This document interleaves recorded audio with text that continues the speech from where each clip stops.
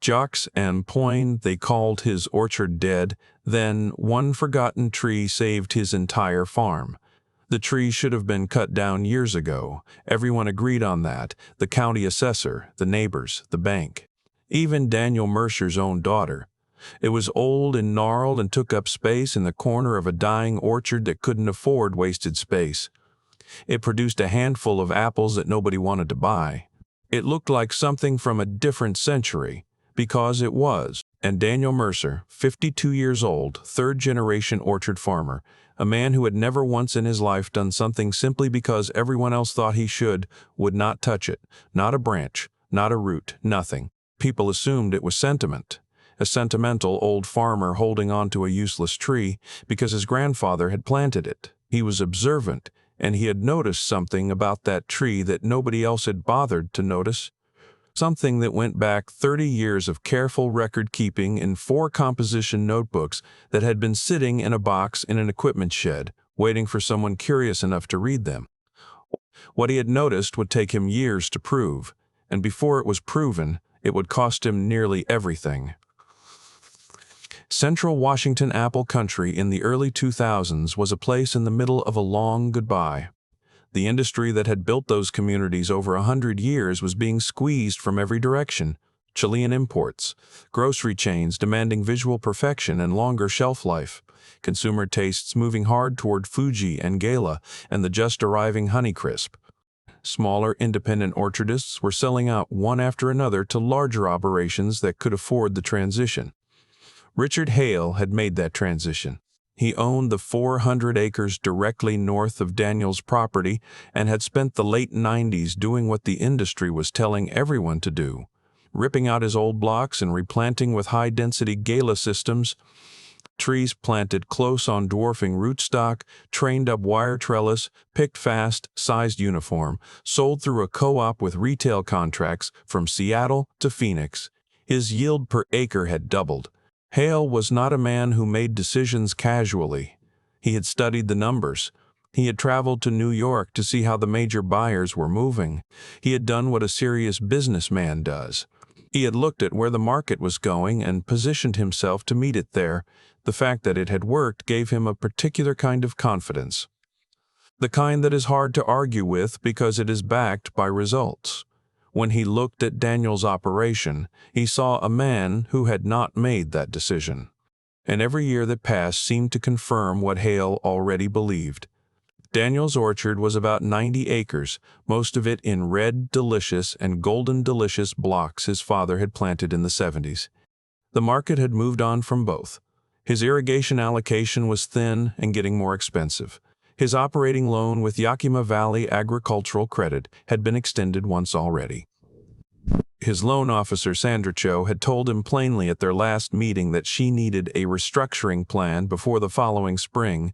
Not a hope, Daniel, a plan. He had nodded. He had driven home. He had walked his orchard until it got dark. He ended up, as he often did, standing in the northwest corner. Walked the Mercer orchard from the east end. The northwest corner was the last place you would look for anything worth keeping. The ground got rockier out there. The soil thinned. The irrigation line ended.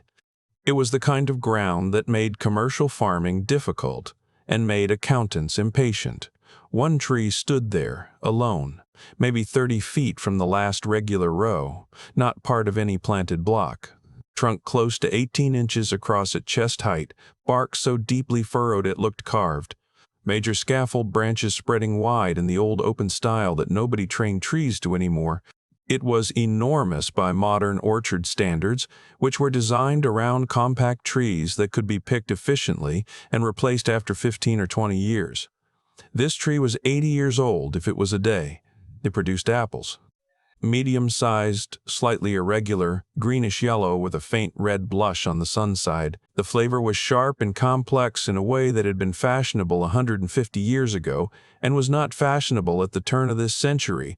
A few bushels in a good year. Nothing a commercial operation would record in the positive column. Richard Hale had told Daniel directly, more than once and in the matter-of-fact way he said most things, that the tree was taking up ground and water that could be doing real work. He said it plainly one spring morning, standing at the edge of the row in his clean work boots. "I know your grandfather planted it, but sentiment is not a farming strategy." Daniel had not argued. He had looked at the tree. Then he had said, "Come back in winter. Look at it again." Hale had not come back that winter. He was busy. He had 400 acres to run, and he did not have time to look at an old man's useless tree. But Daniel had been watching that tree through every winter for 15 years. And what he had watched did not match what everyone else was saying about it. The winter of 1996 had been severe. Temperatures dropped to -12 Fahrenheit for several consecutive nights in January, well outside the normal range. There was significant damage across the valley. Daniel lost major branches on several older trees. 2 died outright. Neighboring orchards reported losses in the 20 and 30% range. The corner tree lost nothing, not a branch. Daniel had checked in February, looking for bark injury, for dieback, for the frost damage that showed up as brown discoloration under the cambium layer when you cut into a branch. Nothing. It leafed out in April like the winter had been completely unremarkable. He noted that. He did not make a large thing of it, he just noted it. The dry summer of 1999 stressed his orchard visibly by August. Leaf curl. Reduced fruit size in the thin soil sections. Extension agents were advising supplemental irrigation and watching for secondary mite pressure. Daniel walked his rows and eventually found himself standing in front of the corner tree, which was showing no particular stress at all, despite sitting at the end of the irrigation line, almost certainly receiving less water per week than anything else on the property. He looked at where the roots surfaced near the base, spreading wide and going deep the way old seedling-rooted trees did, the way trees on modern dwarfing rootstocks specifically could not. He stood there for a while, then he went inside and found his grandfather's notebooks. 4 composition books, black and white marbled covers. Eldon Mercer's cramped pencil handwriting across 30 years of seasons, from approximately 1931 to 1958. Daniel's father had kept them in a box in the equipment shed, not quite willing to discard them, but never reading them either. Daniel had moved them to a shelf in the house sometime in the early 90s. He had not read them closely until 1990, the night after he stood at the corner tree in August and could not explain what he was seeing. They were not sentimental documents. Eldon did not write about his feelings. He wrote about his trees, frost dates, bloom times, which blocks got hit by apple scab in which years, what he sprayed when he sprayed it, what it cost, and whether it worked, which rootstocks he trusted, observations on individual trees, which ones were performing, which were declining, which ones surprised him. The corner tree appeared more than anything else in those notebooks. Not from sentiment, because it confused him. One entry from 1947 read simply, "Corner tree set heavy again despite the dry spring." Every other block down at least 30%. Checked rootstock, showing no secondary surface roots. System appears to be going very deep. "Do not know variety. Came from Halverson Place. We'll try to find out." There were others going back to the 1930s. Eldon had noted the tree's cold resistance during the hard winter of 1930s. He had noted that it showed no scab damage in years when the rest of the orchard was getting hammered. And then, near the back of the last notebook, there was an entry that stopped Daniel completely. Took science from corner tree in spring. Grafted onto 3 different rootstocks on south slope of back hill. Want to know if the traits follow the wood or stay with the original root. Will watch for 5 years. The entry was from 1951. Tucked inside the back cover of the notebook was a hand-drawn map. The back hill, 3 small marks, each with a date. Daniel sat at the kitchen table for a long time. His grandfather had not just observed the tree, he had designed an experiment. He had wanted to know if the characteristics, the cold tolerance, the drought survival, the disease resistance he had watched for 2 decades were in the tree itself. In the variety, not just in that particular root system. And then Eldon had died before seeing the results. The notebooks had sat in a box. The map had sat folded in the back cover. Nobody had gone looking for those 3 grafted trees on the back hill, until now. Daniel's daughter had grown up in that orchard and had spent most of her adult life trying to figure out how to leave it without actually abandoning her father. which was a harder problem than it sounded. Emily Mercer was 24 in 2003. She lived in Wenatchee and worked for a natural foods distribution company that was growing fast enough to need real attention. She had a good mind for logistics and numbers, and the people she worked for knew it. She drove out to the orchard on Sunday mornings when she could. She had the same conversation with her father in pieces, over months. "The Jonagold block is the only thing making money," she said one Sunday in March, standing at the edge of the East Block. "If you took out the red delicious and replanted with something the market actually wants." "The replanting takes 4 years to bear," Daniel said. "I know that. What do we live on during the 4 years?" She looked at the tired East Block. "What is the alternative? The bank is not going to wait forever." He did not answer directly. He started walking toward the northwest corner. She followed, as she always followed. They stood in front of the corner tree. They should be somewhere on the back hill. He looked up at the wide spread of branches. He wanted to know if the characteristics were in the variety. He never found out. "And if you find them? What does that get us with Sandra Cho?" "I do not know yet." She drove home that afternoon more frustrated than when she had arrived. But she turned that last sentence over on the drive back. Not nothing. Not it does not matter. She had heard that particular tone before, quiet and careful, the tone of a man who has noticed something real and is not yet ready to speak about it because he is not yet ready to be wrong about it. It was Hale, unexpectedly, who first took Daniel seriously. He came by in October of 2003, ostensibly to discuss a shared fence line on the north boundary. They stood in the equipment barn afterward, and Hale noticed what was spread on the workbench. Eldon's notebooks open, with Daniel's own notes laid alongside them comparing dates and observations. Hale looked at them without touching them. "What are you working on?" Daniel explained. The corner tree, the cold resistance he had watched for years, the scab pattern, his grandfather's notes tracking the same things 30 years back, the grafting experiment from 1951, and the map he had found. Hale was quiet in the way he was quiet when he was actually thinking rather than waiting to respond. "You are saying the disease resistance is consistent across decades." "That is what the notebooks show, and what I have watched, scab resistance specifically. That is the part I keep coming back to." Hale knew exactly what meaningful scab resistance meant in practical terms. His spray program cost him significantly per acre per season. Every commercial orchardist in the valley ran a similar program because the alternative was losing a portion of the crop to a fungus that made fruit unsaleable. It was simply the cost of doing business in Pacific Northwest apple country. If that cost could be cut meaningfully, across enough acres, it changed the arithmetic of the whole operation. He looked at the notebooks for another moment. "Find the trees on the back hill," he said. Then he left. It was the most serious thing he had said to Daniel in years. The south slope of the back hill was rough ground, basalt outcroppings, scrub oak, a few volunteer apple trees grown from bird-dropped seed over the decades. Daniel went up with the map and a tape measure. He found nothing for 2 full days. On the 3rd day, back against a rock face in partial shade, he found a tree that did not fit, maybe 15 feet tall, modest, not particularly healthy in appearance but alive, and unmistakably grafted if you knew where to look. A slight swell in the trunk about 8 inches up, healed over so completely you would miss it without knowing. The leaf shape matched the corner tree, the bark pattern matched. He took a branch, put it in a plastic bag with a damp paper towel, and drove home.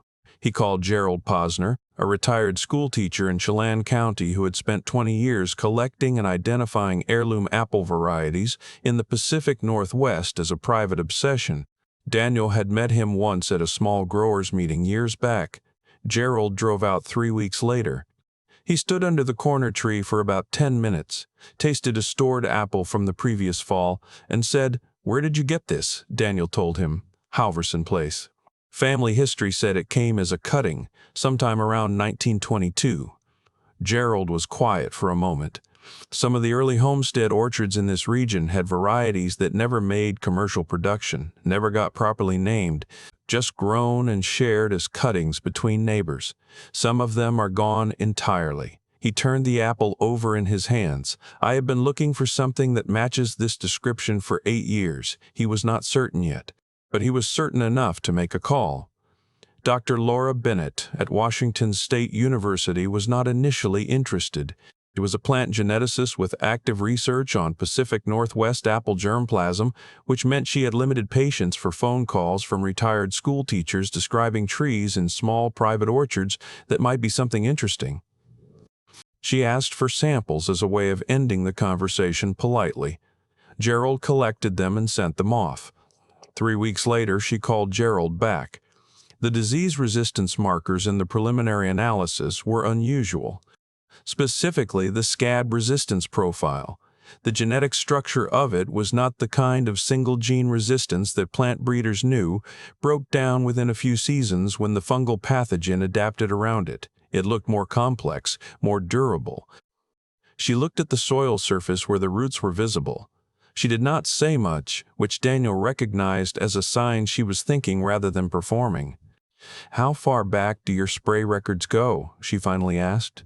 "I have my grandfather's notebooks from 1931. She looked at him steadily. "Can I read them?" Dr. Bennett spent 2 hours at the kitchen table with Eldon's notebooks and a legal pad. Emily happened to be there that day and sat in the corner of the kitchen, not quite pretending to read something else. What the notebooks showed, laid out across 3 decades, was a pattern that no laboratory test could have manufactured. High scab years, low scab years, Bordeaux mixture applied across the orchard, corner tree untouched. Corner tree with clean fruit while surrounding blocks showed damage. Year after year. Eldon noting it without drama, without excitement, because he noted everything. Bennett set down the last notebook and sat back in her chair. "Your grandfather was a more careful field researcher than most people I have worked with formally." She looked at the hand-drawn map in the back cover. "And he made graphs specifically to test whether the traits were in the scion. That is what he wrote. We need tissue samples from the grafted tree on the back hill. If the resistance profile matches the corner tree, it confirms the trait is in the variety, not in the rootstock." They went up to the back hill that evening, all 3 of them. The moon was coming up over the basalt ridge by the time they reached the grafted tree. Bennett collected what she needed and drove back to Pullman. Then the waiting began, and the waiting nearly broke everything. The preliminary results came back in the spring of 2005. The news was not what anyone wanted to hear. The grafted tree on the back hill had suffered significant crown damage over the previous winter, damage that Bennett believed had compromised the tissue samples. The genetic analysis was inconclusive on the key resistance markers. She needed clean samples from actively growing new wood, which meant waiting for the following season's growth. The confirmation they needed was now at least a year away, possibly 2 if the analysis required a second round of testing. That would have been manageable on its own, except for Sandra Cho. The Agricultural Credit Office wanted a resolution on Daniel's operating loan by October of that year. 18 months had become a fixed deadline, not a suggestion. The East Block of Red Delicious was producing below operating cost for the 3rd consecutive year. Without a restructuring plan showing a concrete path to improved revenue, the bank would begin foreclosure proceedings in the first quarter of 2006. Daniel laid this out to Emily on a Sunday morning in May, matter-of-factly, the way he laid out any farming problem. She sat at the kitchen table and looked at the wall for a moment. "So the research will not be confirmed before the bank makes a decision. Not at the rate it is moving, and you cannot sell the research. There is no confirmed result to sell. Not yet." She looked at him steadily. "Dad, are you certain about this tree?" It was a real question, and she meant it seriously. She was not challenging him. She was asking whether 30 years of observation were solid enough to bet the farm on. Literally. Daniel got up and poured himself coffee. He stood at the kitchen window looking at the orchard. "I am certain about what I have watched," he said. "I am not certain about what the testing is going to say." "Those are different questions." Emily opened her notebook and wrote that down. They restructured the loan by leasing the East Block. It was not a solution. It was a delay of approximately 18 months. It bought time and cost them control of their best ground. Richard Hale heard about it through the Valley network that carried this kind of news faster than any newspaper. He came by without calling and stood in the equipment barn for a few minutes, looking at the row of grafted whips in pots on the south bench. 30 small trees, all from the corner tree, each one maybe 2 feet tall. "The research is delayed," Daniel told him. "I know, I heard." Hale picked up one of the small grafted trees and looked at the graft union carefully. He held it the way a person holds something they are trying to decide about. "If the analysis confirms what you think it will, where does that leave you on the lease?" "Behind." Hale set the tree down. He looked at the row of small trees in their pots for a long moment. Then he said something Daniel had not expected. "I want 6 of those. I will grow them on my property through the research period. If the analysis confirms the resistance profile, I want first option on a commercial propagation agreement with whatever comes out of this." Daniel looked at him. "I am not doing you a favor," Hale said plainly. "I am managing my risk. If you are right, I want to be positioned. If you are wrong, I have lost 6 trees in some time." He paused. "But I do not think you are wrong." Daniel separated 6 of the grafted whips that afternoon. Neither man said much else. Dr. Bennett's full analysis came back in the late summer of 2006. The genetic profile of the corner tree's resistance to apple scab was confirmed as durable and complex, carried in the scion genetics and present in the 1951 grafted tree on the back hill. The markers were consistent with very early American cultivar genetics, possibly predating systematic commercial apple breeding in the Pacific Northwest by several decades. It described what Eldon's notebooks had contributed to understanding the tree's documented history. It was a technical paper in a journal that no one outside agriculture would read, but inside agriculture it moved quickly. Hale read the paper within 2 days and drove over that same week. He did not knock. He walked around to the corner of the orchard where Daniel was working and stood next to him. "Your spray reduction per acre on the test block," Hale said. "What are you running this season?" Dropped from 9 applications to 3. No meaningful scab pressure. Hale did the math in his head. He knew exactly what fungicide programs cost per acre. He knew what 3 applications versus 9 meant across a meaningful number of acres. He was quiet for a moment. "I was wrong," he said. "Not about the industry. About this tree." He looked at it, the gnarled old thing standing in its rocky corner that he had told Daniel twice to remove. "I was looking at the wrong problem. I was looking at variety and market." "You were looking at inputs and resilience." Daniel did not respond to that directly. He bent down and checked a surface root near the base of the tree. Hale watched him. "The scab resistance alone, at scale, changes the cost structure on a meaningful block. If the variety can be bred into something that meets commercial standards for size and shelf life, that is breeding work, 10 years minimum." "I know." Hale looked at the grafted test block across the slope, the small trees bearing their first light crop. "But the foundation is here, and you have the documentation. 30 years of your grandfather's field records, and 15 years of your own." He left that afternoon. On his way out, he paused at the grafted block and looked at the trees for a long moment. The 6 he had growing on his own property were doing well. Healthy leaf, good structure. He had not told anyone he had them. He did now.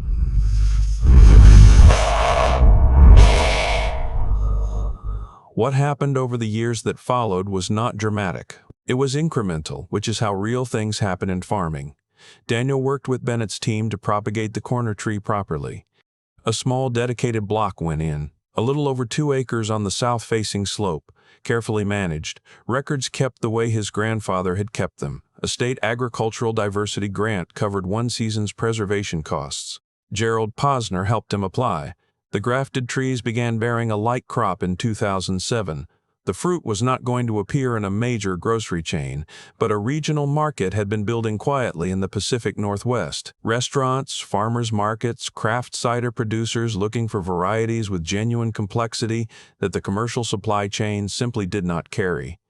A cider maker from Portland drove up in the summer of 2008, tasted the fruit and made an offer for the coming harvest. It was not a rescue. It was a foothold, which is what a foothold is. The beginning of something that has to be built, not handed to you. Emily returned to the orchard in pieces the way people return to things they have been circling for a long time. She had watched the research develop from a distance. She had held the published paper in her hands for a while, the one with the Mercer orchard named in it. She had done the math on specialty fruit margins against input cost reduction, and the numbers were pointing somewhere that her logistics mind found genuinely interesting. She drove out on a Sunday, like always. Daniel was at the corner tree, checking the bark near a lower scaffold branch, picking up a fallen apple and turning it in his hands with the same quiet attention he had given it for years. She stood next to him. "I want to take over the books," she said. He looked at her, and expand the grafted block. "If the cider contract holds, we can justify another 3 acres, but we do it right. Proper records, cross-referenced with Grandpa's notebooks." She paused for a moment. "I want to continue what he started."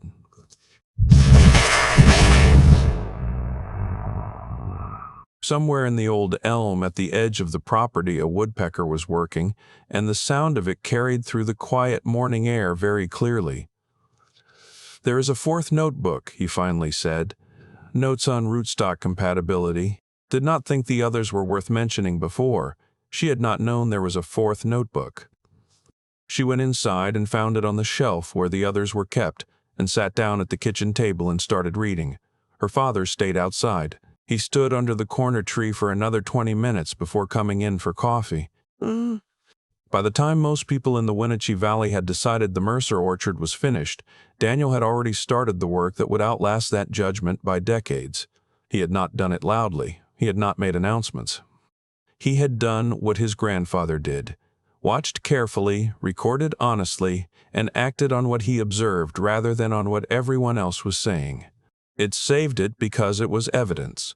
Evidence that something useful had survived in that rocky corner through 80 years of harsh winters and dry summers and disease cycles without anyone paying enough attention to understand what it was doing. Eldon Mercer had noticed it. He had written it down, the way you write down something you do not fully understand but feel certain matters.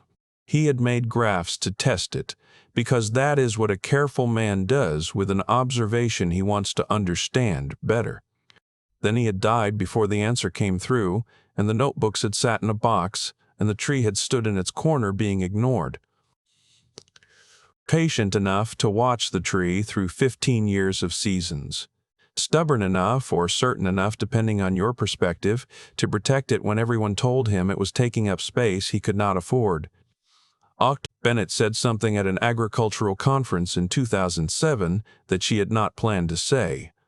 Something outside her prepared remarks. She was talking about genetic diversity in orchard systems, about why monoculture creates fragility, about why old varieties matter even when they are commercially impractical, and almost as an aside she said, "The Mercer notebooks represent 30 years of systematic field observation by a farmer who was simply paying attention. That documentation informed our understanding of this tree's characteristics more than any laboratory test we ran. We keep losing knowledge like that, and we do not notice we have lost it until we need it." Daniel was not at that conference. Emily was. She wrote the quote down and put it in the 5th notebook, the one she had started herself, in her own handwriting, the same composition book style her great-grandfather had used. In September of 2009, the corner tree produced its usual modest crop, 5 bushels, maybe 6, picked by hand, sorted on a tarp spread beneath the wide branches, some to the cider maker. Some to the Seattle chef who had used the variety for 3 seasons now.